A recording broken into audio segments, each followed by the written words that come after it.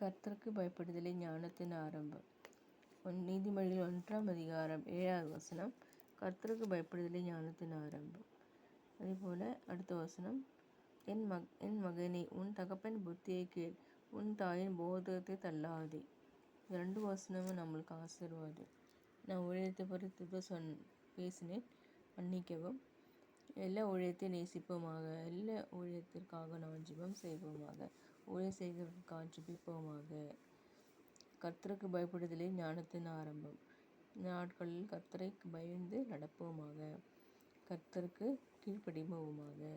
தகப்பனையும் தாயும் கனம் பண்ணுவோமாக. அப்போது நீடித்த ஆயுசு தெய்வம் தருவார். கர்த்தரை என் வலது வருஷத்தில் இருக்கிறபடியினால் நான் அசைக்கப்படுவதில்லை.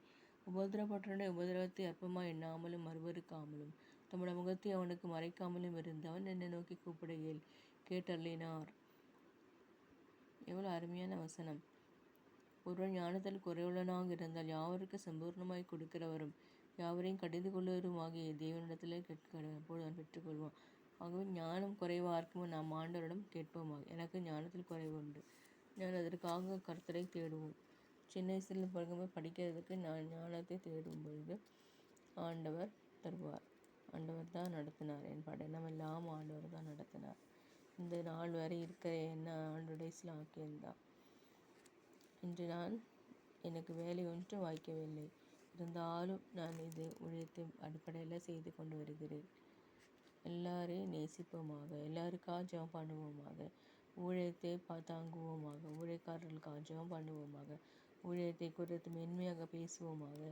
ஊழியமே எனக்கு மருந்துன்னு நம்ம சொல்வோமாக. ஊழியத்தை கனம் பண்ணுவோமாக. ஊழியத்துக்காகவே ஞானத்தோடு இருப்போமாக. ஞானத்தை கண்டடைவோமாக. புத்தியை ஞானத்தை கண்டடைவோமாக. உன் எல்லா வழிகளும் அவரை நினைத்துக்கொள். அவன் பாதையை செவையாக்குவார். கர்த்தராகிய ஆண்டவரை நாம் ஒவ்வொரு நாளும் தேடுவோமாக. அப்பொழுது அவர் நம் பாதைகளை செவைப்படுத்துவாராக. உலகத்தில் கஷ்டம் உண்டு, இந்த உலகத்தில் உபதிரம் உண்டு, தைரியமாக இருங்கள், நான் உலகத்தை ஜெயித்திருக்கிறேன் ஆண்டவர் சொல்கிறார். இவ்வளோ அருமையான ஆண்டவர் நமக்கு உண்டு. நம் ஆண்டவரை பின்பற்றுவோமாக. கர்த்தர் நம் குறைகள் எல்லாம் நிறைவாக்குவாராக. நம்முடைய பிரச்சனைகள், போராட்டங்கள், தோல்விகள் எல்லாம் ஆண்டவர் ஜெயமாக மாற்றுவாராக.